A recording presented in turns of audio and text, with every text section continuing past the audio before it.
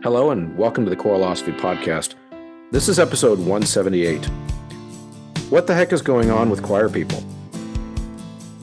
Over the last few weeks, I have noticed a storm after the calm, so to speak, in our choral ecosystem. We have seen a situation in Texas where a couple members wrote a letter to their organization expressing concerns over a clinician that was hired, raising concerns over the political activism of that clinician as being a negative influence over their students.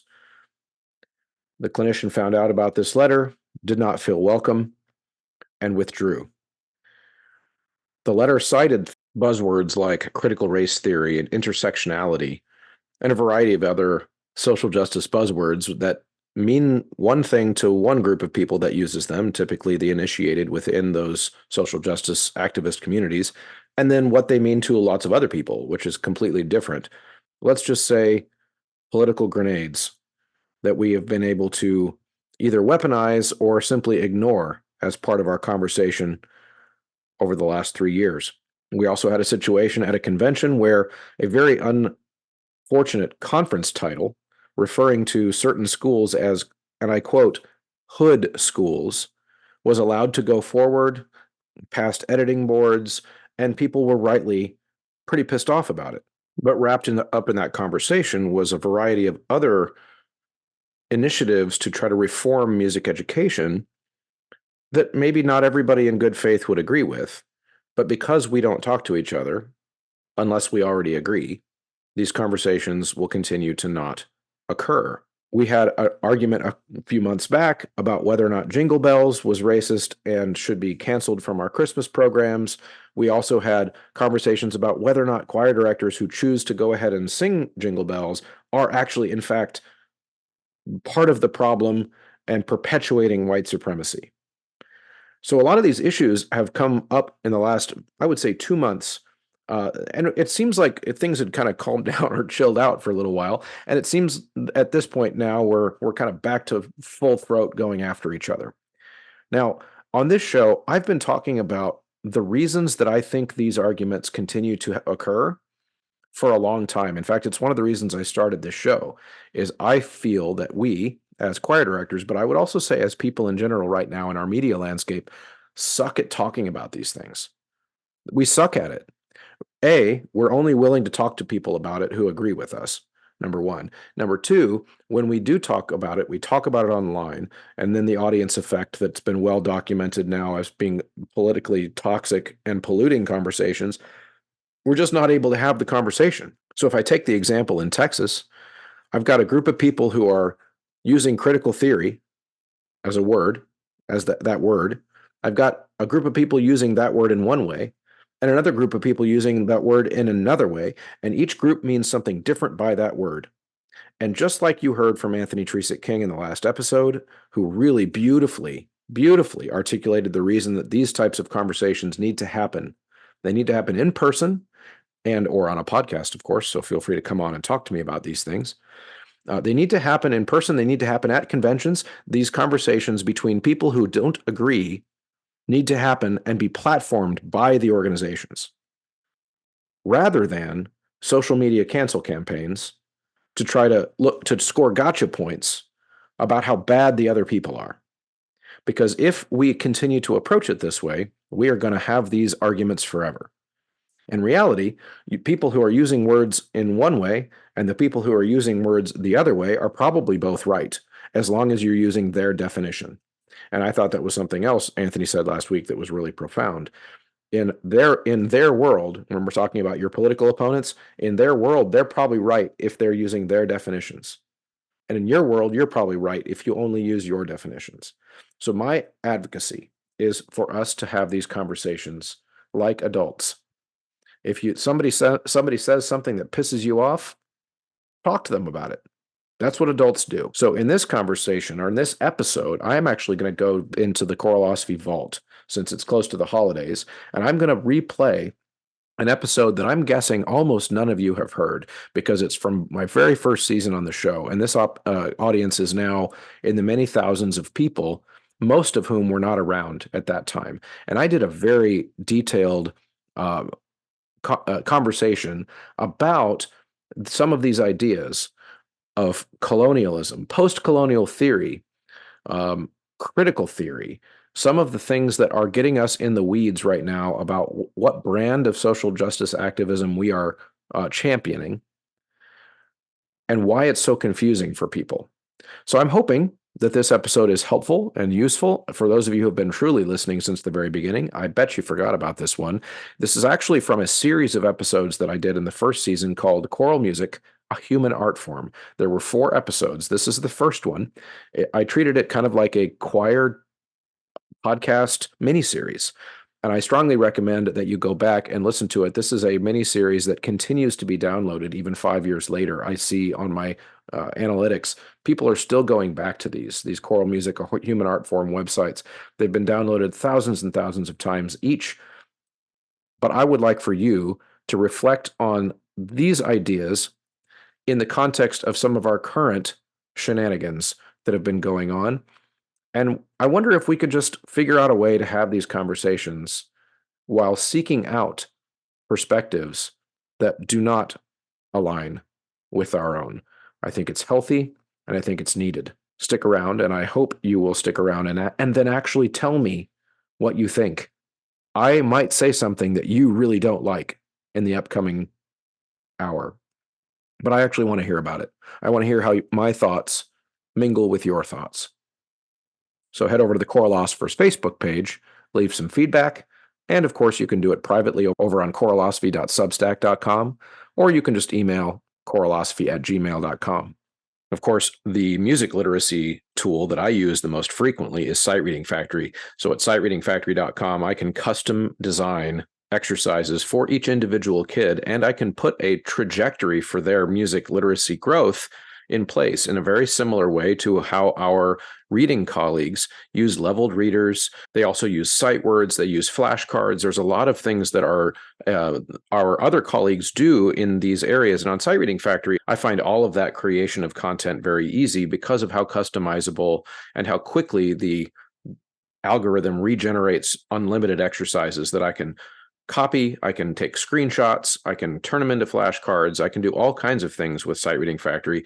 Now, of course, you can use Sight Reading Factory in whatever way makes sense for you, but make sure that you enter Choralosophy at checkout when you sign up for your membership and for your students to have their memberships.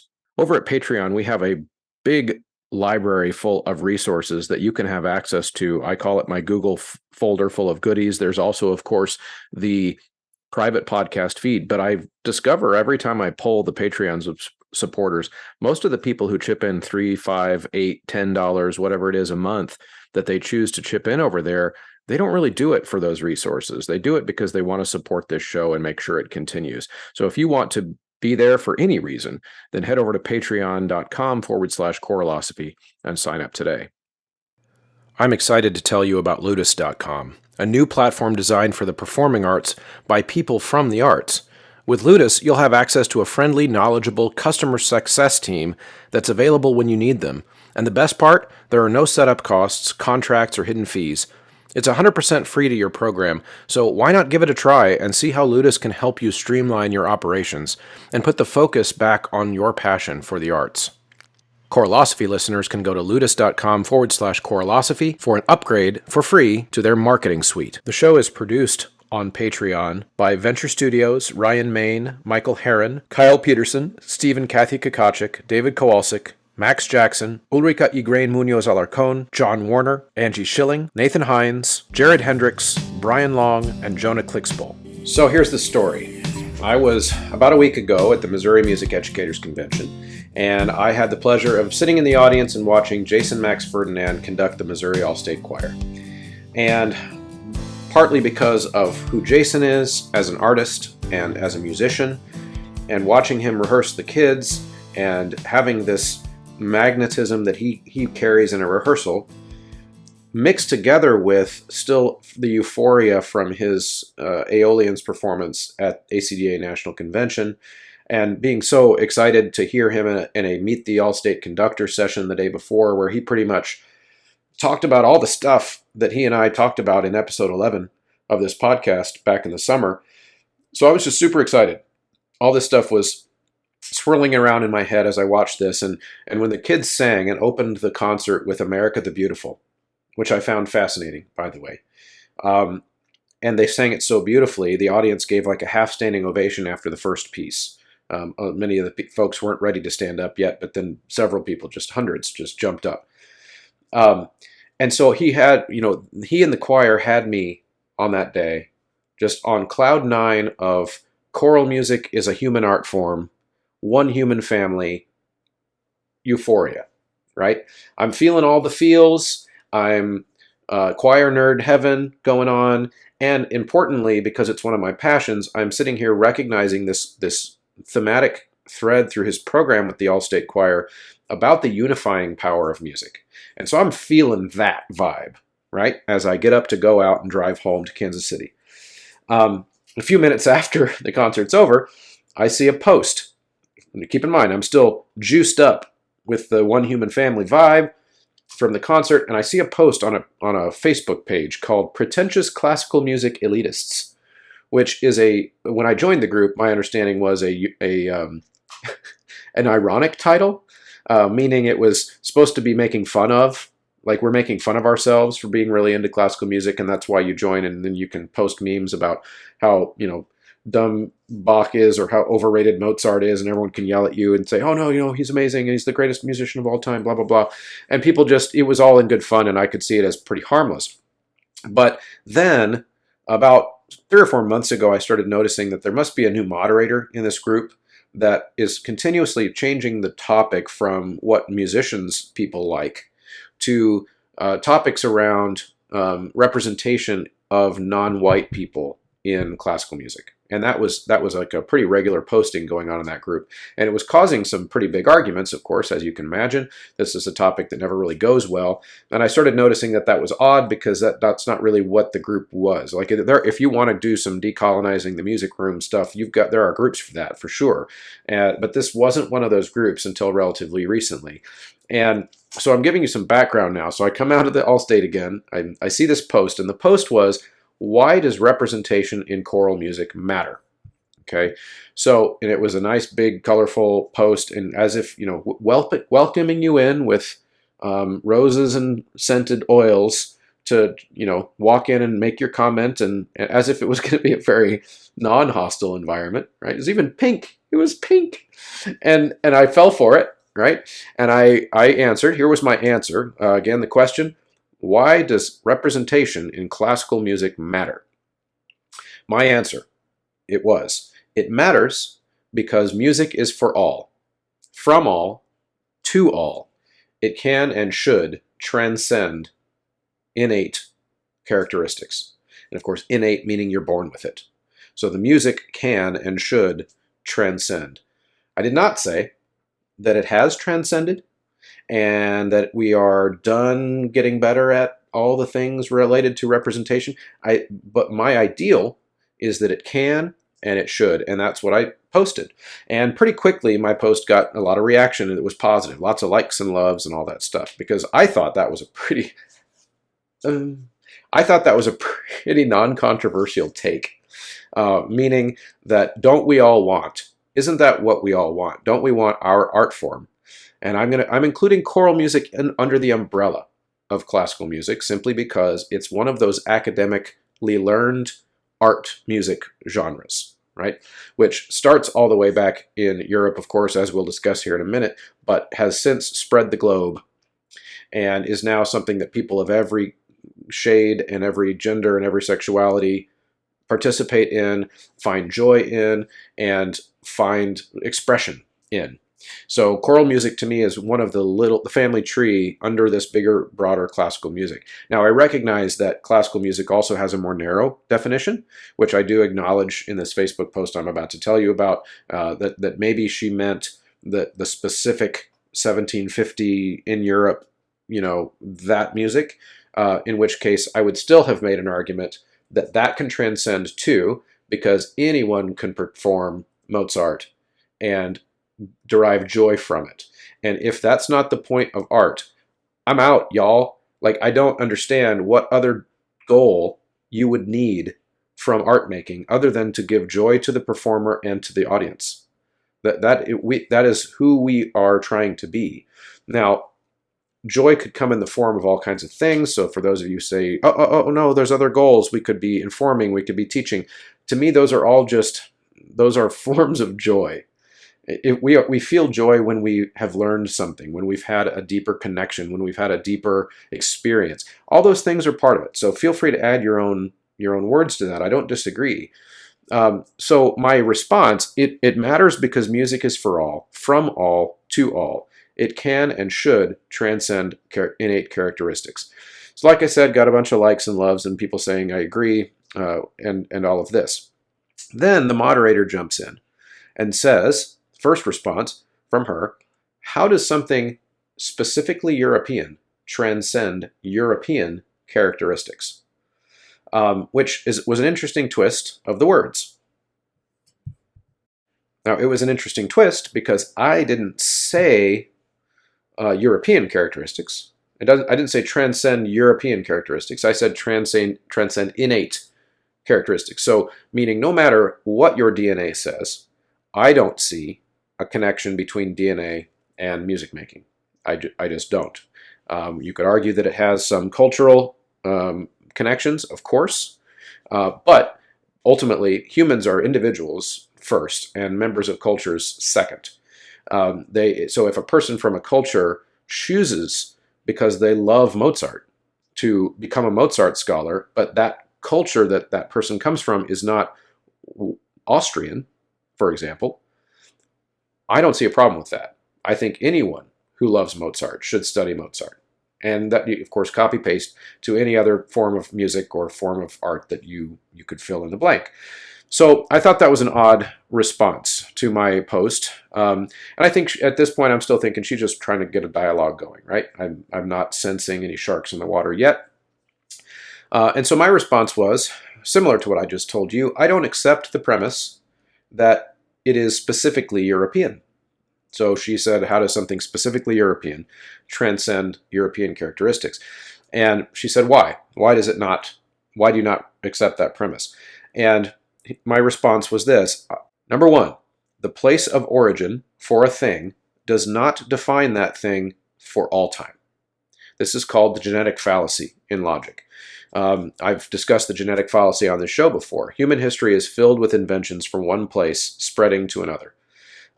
Things that start in a place don't necessarily always stay there. And one of the arguments that she and I had gotten into on a previous post, which ended better, by the way, ended well, not with me not getting kicked out, was that her position is that classical music only spread the globe because of the violence of colonialism. So I, of course, responded to her that I'm fairly confident that the ships that came over bringing guns to colonize did not also bring theorbos and sackbuts and organs. The music would have followed, of course, as the culture started to change. But to lay the spread of classical music solely at the feet of colonialism, to me, is a very, very non-nuanced and very ill-informed reading of history. Can colonialism be attributed to some of that spread? Absolutely. To all of it, I can't imagine with a straight face arguing that the only reason that a good idea, like classical music, like art music, which is a good idea, it was invented in a place, but spread mostly, I would argue, because it was a good idea. People enjoyed it. They thought it was pretty. They liked the counterpoint. They liked the style, the new instruments that were being invented for it. And that was also part of why it spread. I am not going to argue at all that colonialism did not play a role. Not saying that at all. But I think we've got to get away from these univariable, just one variable explanations for super, super complicated things. We're setting ourselves up to just get so easily destroyed in a debate, especially in an academic setting. Because you ask someone to prove that. Yeah, good luck. You can't prove something that has one variable. So that's the explanation I'm diving into now of my first response. So because the place of origin doesn't define that. And here's an easy example. Blue jeans were invented in the US. People wear them everywhere. They spread because they're a good idea. Not because someone made someone over in China wear blue jeans. They spread because they're durable, and you can wash them a whole bunch of times and they still work. And it was a relatively innovative creation, and they spread. Classical music is no different. It was an invention, innovation that now benefits the lives of everyone who is not white, who participates in it. To me, that's the ultimate social justice. Something created by one group can be shared by all, and that's beautiful. My second reason for thinking that I don't accept the premise that classical music is purely a European thing is many non-Europeans perform and compose it. Now they do. And so to me, you could say that at one point in history, it was specifically European and primarily, if not exclusively European, but it isn't now. And so I think that matters. I think that the change over time matters. The third reason is that my students and my audience members of all races and ethnicities deserve to experience great art that they can access and that they want to access. And as I said earlier in the episode, most humans of all races, genders, and sexualities don't give a flying fig about classical music at all anyway, so I don't really know why we're arguing so much in our profession. I see it in posts and on blogs all the time about who is accessing classical music and who as the primary focus. Because what if the primary focus was growing the whole pie? The whole pie, if that was our primary focus. Now again, don't read into this. He did not just say, this mean podcast host did not just say, why are we focused on caring who accesses it because it doesn't matter who accesses it? That's not what I'm saying, because we want diversity and access, and I want diversity and representation in all these areas, but I believe the best way to get there is if our focus is on growing the whole pie. Inside of the pie, and these are people who care about this kind of music, is going to be more and more different types of people from different types of backgrounds as we create a family of people from all walks of life who love this kind of music. So that's my motivation. So that's what I thought I was trying to communicate. We all have students and of all types of stripes that love this music and benefit from it. So I also did throw at this point into the thread, I threw in my recognition that we might be using two different definitions of classical. So I threw that out there just as a bone, just to make sure that we weren't crossing our wires. And she said, no one is asking you to advocate diversity to me, LMAO. Advocating for diversity and saying Western art music is not a product of Western culture are two different things. Don't mix two different arguments together to make it seem like they are both correct. There is a specific reason Western art music has spread so wide across the globe, and I'll give you a hint: colonialism. The specific reason. Just discussed that a second ago. I don't buy that. I think that's one of many. Okay, so of course, she and I had gone down this road before. And so then she says, it's okay to say something is European without saying it has to be confined to Europeans. I don't know if it is. I don't know if that is okay linguistically, to say something is specifically European, which she said earlier. My response was, it isn't specifically European because not only Europeans do it. I don't know that you can have it both ways. It is either specifically European or it isn't. If it were specifically European, then we would be talking about who we exclude, not who we include. And I'm not interested in talking about who we exclude. I am so over it, and I'm so tired of breaking people into groups. It's so annoying. I want to be a person, and I want you to be a person, and we will interact with each other as people. That's my vibe. Finally, after that post, she decided to throw actual race into it. And she said, why are white people so afraid to say something is a part of white culture? Well, I didn't even answer that because I'm already on record on this show saying that I don't believe white culture exists. I don't think that's a thing. You could make an argument that even in the US, in the United States, there are probably 10 to 12 different white cultures that are distinct, like that any sociologist would say these behaviors are a culture and these behaviors are a culture. If you're white in Manhattan, you are not the same culture as white in Georgia. I'm sorry, you're not. If you are white in 1600 Italy and you are white in 1600 Sweden, you've never been into each other's country, most likely, and you are not the same culture. You speak a different language, you have different customs, different religious backgrounds. all of the things that sociologists define as a culture, there are white cultures, plural, but there are not white culture. I'm tired of that. It does not exist. In the same way that saying somebody from Panama is Mexican is offensive for obvious reasons. It's not. They are different cultures.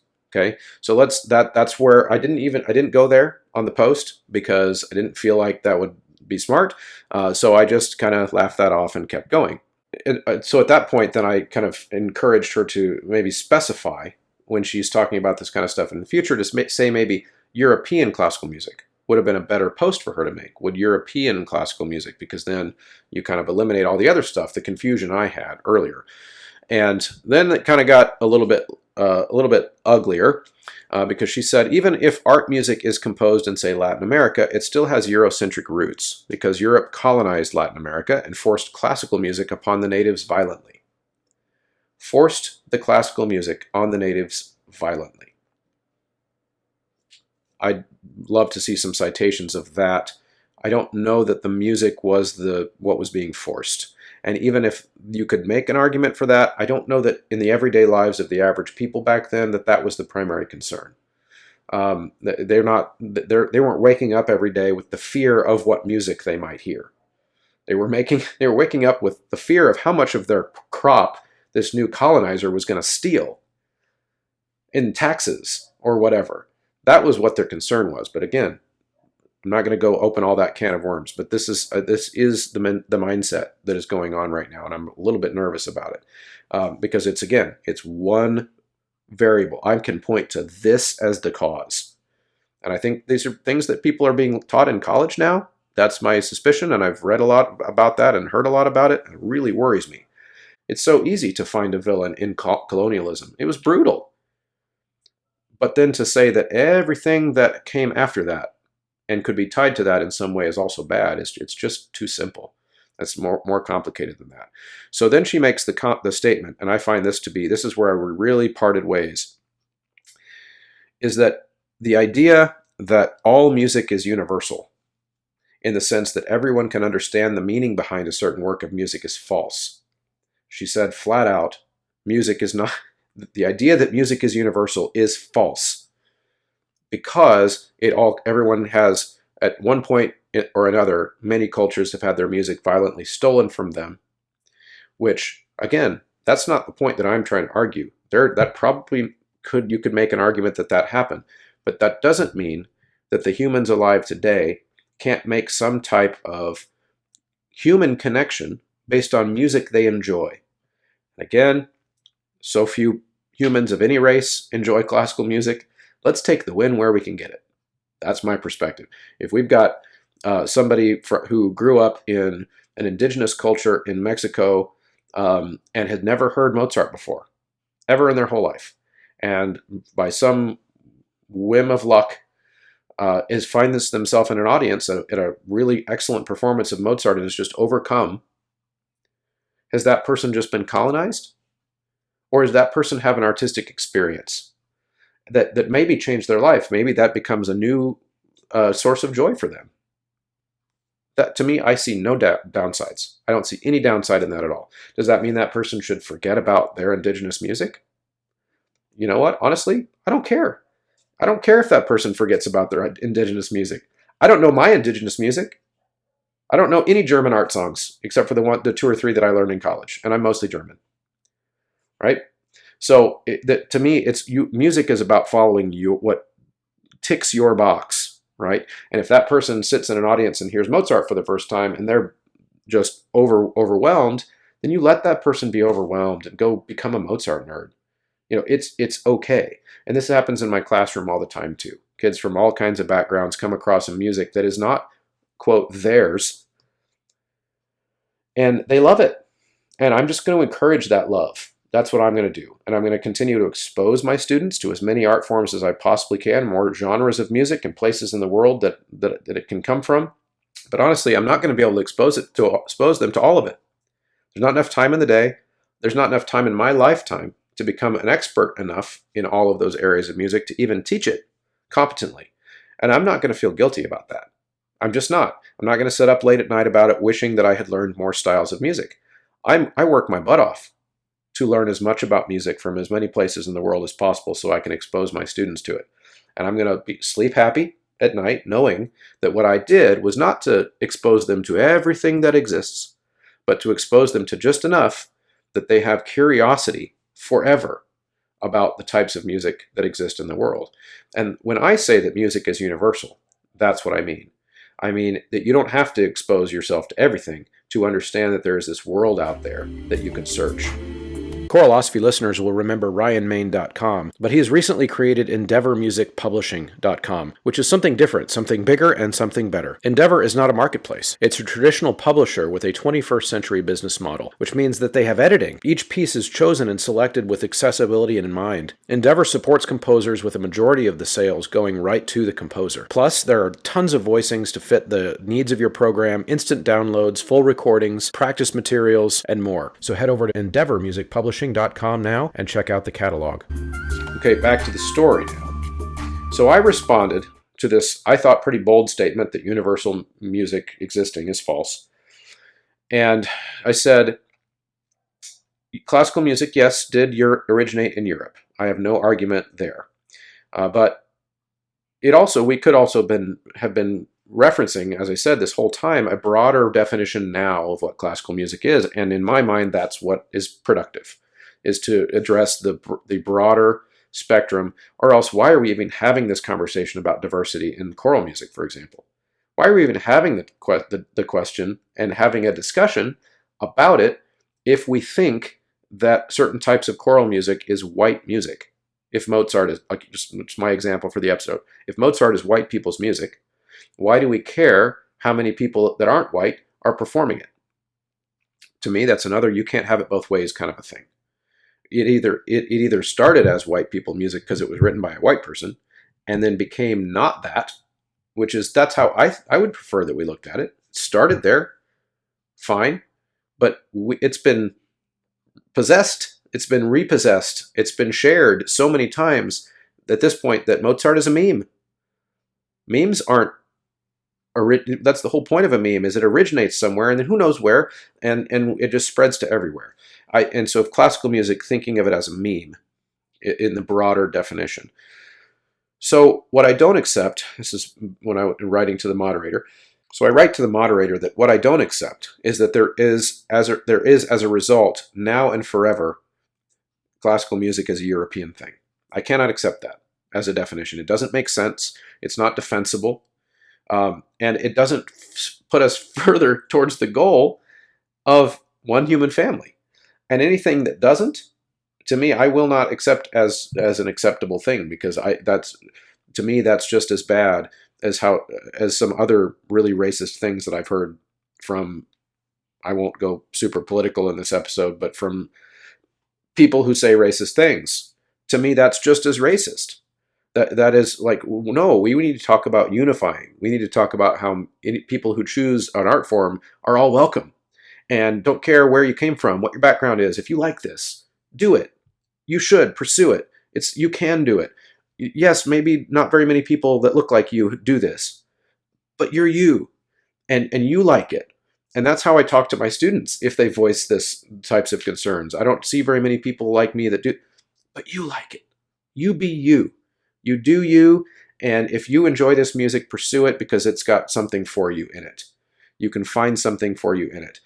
And so I will say that I don't accept that it's just now and forever a European thing. I'm not going to rehash the colonialism argument with this moderator, but I will say that to whatever extent colonialism played in spreading ideas, it does not hold logically that all of those ideas were necessarily bad.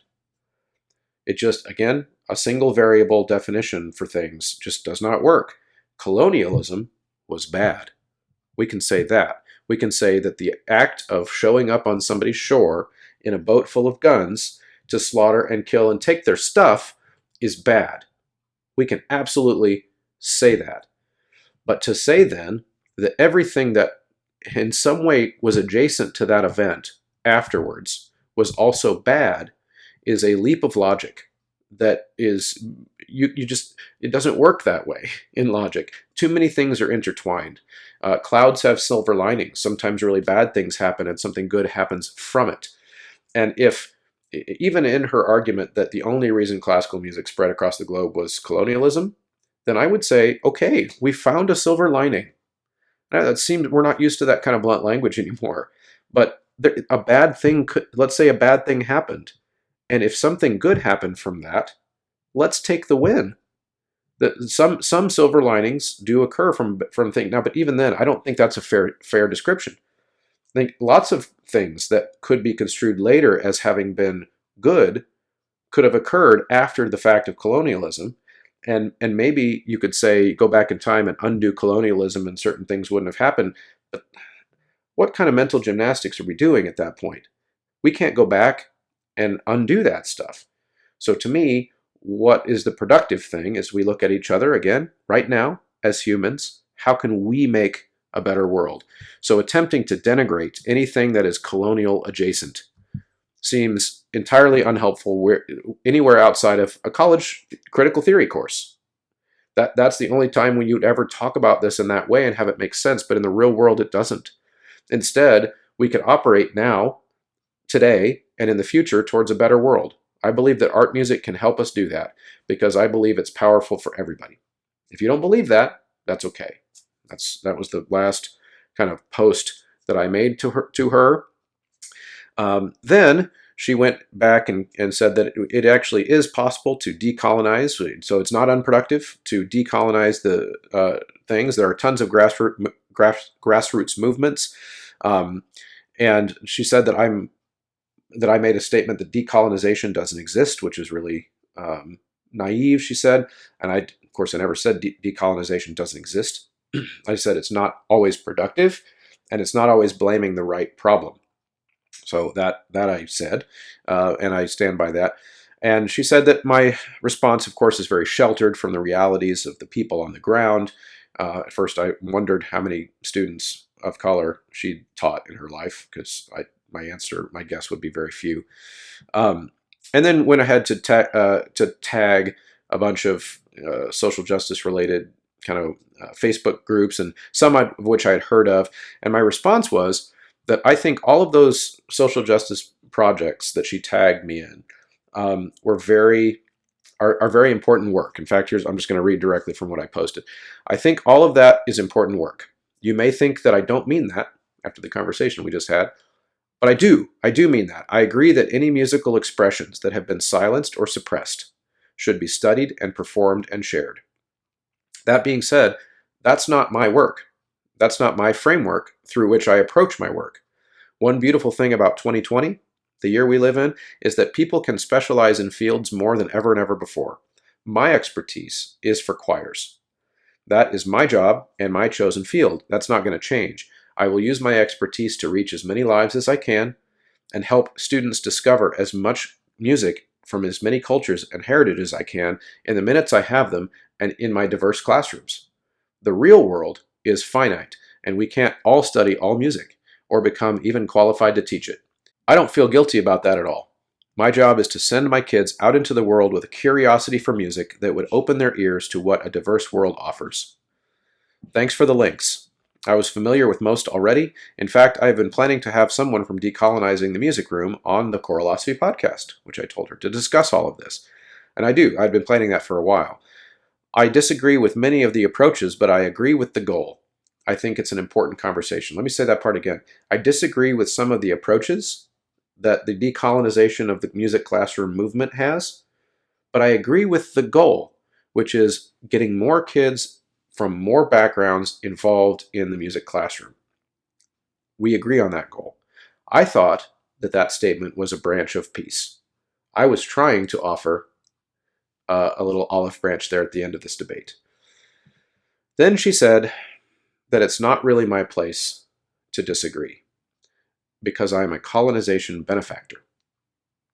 You can decolonize your choir and classroom from problematic language and acts just by being aware as possible of what is problematic.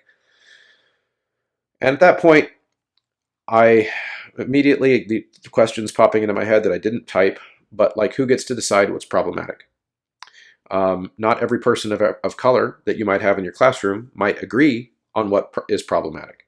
I know this is true because I've spoken to so many people of so many different skin colors about these topics. They don't all agree with each other. Not all white people agree with each other on this topic either. So who gets to decide? Again, that's why my policy is I'm going to look at you and you're going to look at me and we're going to have a conversation.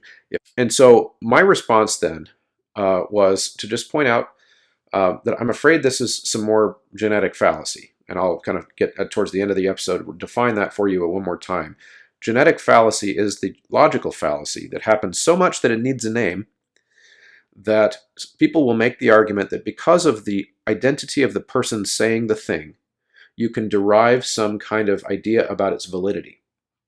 Which, of course, just thinking about it for a few seconds, critically, you can realize right away that that's not true. So if someone who is well known, for example, to be a horrible failure in the field of mathematics tells you that 2 plus 2 is 4, you shouldn't, because of their past and who they are, assume they're probably wrong. You should just do the math and see if they're right.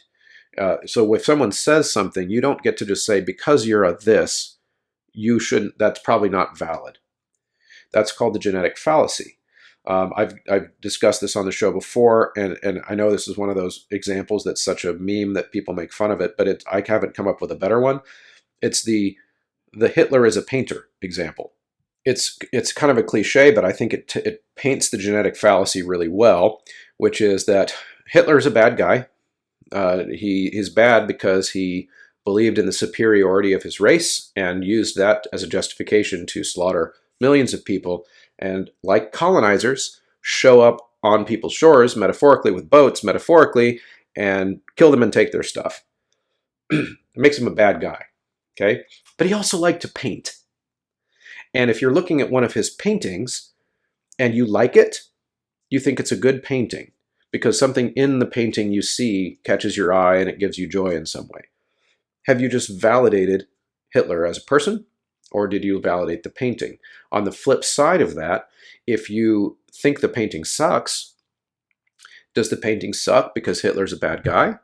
Or does the painting suck because his use of shading and color, relationships to each other, and angles is not very realistic? In other words, is the painting suck because of something that it can be found in the painting itself or in the identity of the painter? If your argument is that the identity of the painter somehow shows up on the painting itself, then you might just not know enough about painting to know that you can actually see things in the art itself that is independent from the identity, the genetics, say, of the artist. So that's the genetic fallacy. And I pointed out that I'm afraid that that's what we're discussing in this Facebook discussion, where because something started somewhere doesn't mean you can get validity or invalidity from it just knowing where it comes from. You've got to look at the art itself. And I said, with respect, I will also not be told where my place is. She said it was not my place to disagree. And I said that kind of attempt to intimidate me into keeping my opinion to myself isn't going to work on me. Admittedly, she hasn't met me. That's not going to work on me. It's not going to change what I express, and it's not going to change what I won't express. I will engage anyone with ideas. If you've got an idea that engages my idea, I will engage it. Obviously, if you've listened to any amount of episodes of this podcast, you know that's true. I will engage the ideas, and I'm happy if you disagree with me. I am happy to talk to you about it, okay? And we will talk to each other as people. But if I'm not happy to have, and this is what I typed, I'm not happy to have the ideas shut down, and if the disagreement causes the ideas to be shut down, then I think we're done here in this conversation. Okay, so this is where the story gets funny. She then says, "Who intimidated you, LMAO?" To which I replied, "No one." At that point, within seconds, I was blocked from the page. I asked my wife, quickly texted her. She was at home from the convention this year. She was sick. I said, hey, go on this page, because she was a member, and screenshot stuff. Screenshot the whole conversation, because this is becoming so silly that I just need to talk about this. Needs to be something that gets aired out. Let's have the conversation about this. And so the screenshots became very valuable. And as soon as I was blocked, Beth was sending me more screenshots of what happened after I was blocked. She waited till I was blocked, at which point she posted, OMFG, white fragility is saying I'm attempting to intimidate when I'm just effing, I'll keep this clean, but she used the whole word, when I'm just effing having a discussion. Waste of effing time. Goodbye, enjoy your fragility elsewhere, and know that you're a shitty teacher if this is your attitude. I feel sorry for your non-white students. Okay. And so what ended up happening was, once she realized that the possibility that I might talk about this on my podcast arose, both Beth and I got Facebook messages, private Facebook messages, threatening us that if we discussed this, anything that happened on this private Facebook group, that we would be sued. And of course, I'm not worried about that. It's when you post something on Facebook, by the way, you don't own it anymore. Facebook does. So just FYI for everybody's out there. But I did say that I will not use her name, and because I'm not interested in dragging this person. I'm not interested in doxing her. I brought this to the attention of my audience because the ideas in this discussion are important, because there are two competing schools of thought on these topics. There is the critical theory way of looking at things, which is to find the villain and then try to figure out how many things you can tie to what that villain did, and how does the spider web of that villainy affect everything that it touches. And that's being taught. That is something that is being taught in schools. It was not being taught that way when I was in school, so I learned it in a different way. I learned more in the what would now be called classical education style, or not to assume that there was a problem that you can then tie to something as a blame, but to try to find logic and reason and evidence to whether or not there is a problem and whether or not there is a connection. Find the variables, that type of thing. The scientific method, basically. So these Enlightenment ideas, that was the foundation of my education as a kid and as a college student. So we're living in these kind of two different worlds, and the conversation between those two worlds is not going well. We're not seeming to be able to negotiate those two different ways of looking at issues.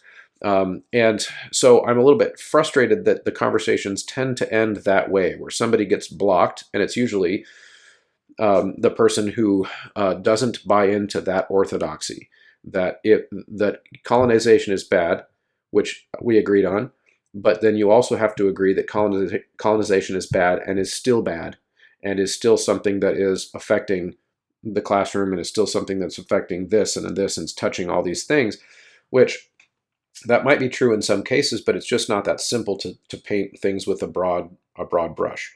So on this show, my plan is to approach these issues with people who know lots of stuff about them, and in many cases who live these things, and have a nuanced conversation about not only what can we do about it, but where have we come?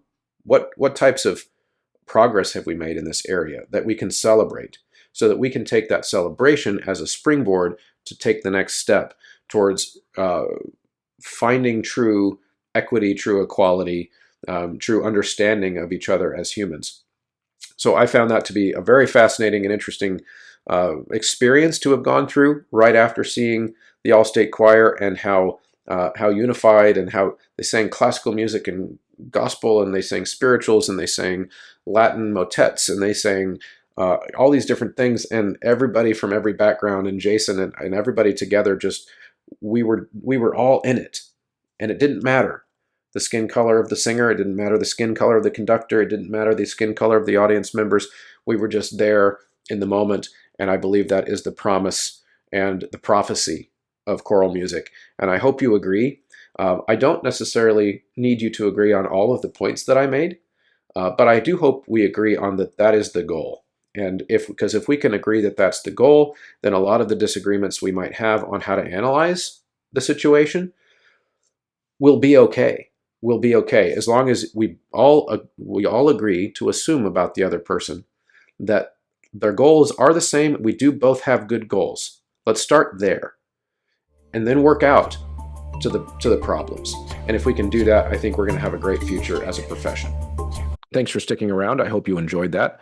I love ideas and I love philosophy. It's why the show is named Choralosophy.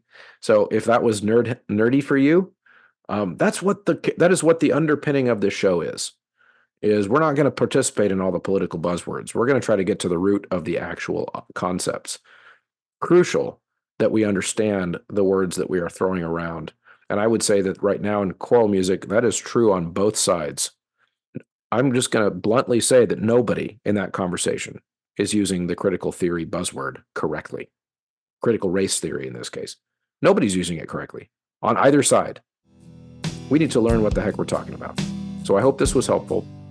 Don't forget to use your Choralosophy checkout code to get discounts at all the websites that allow you to do that. Graphite Publishing, mymusicfolders.com, sightreadingfactory.com, endeavormusicpublishing.com. And check the show notes too. You can get some of that awesome sound wave analyzing software from Voce Vista. Thanks everybody. We'll see you next time.